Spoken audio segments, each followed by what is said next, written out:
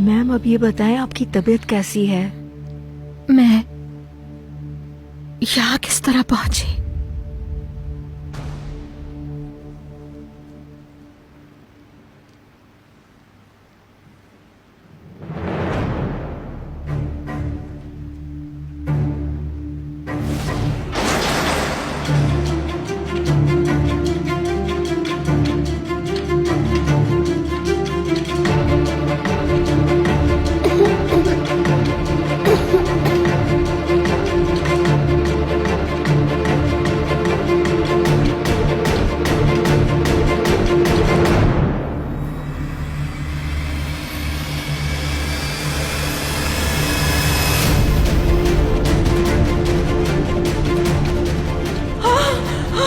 यमान साहब इसे क्या हो गया है? यूसुफ को उसके रूम में ले जाओ और डॉक्टर को कॉल करो। जी जी आगे खोलो।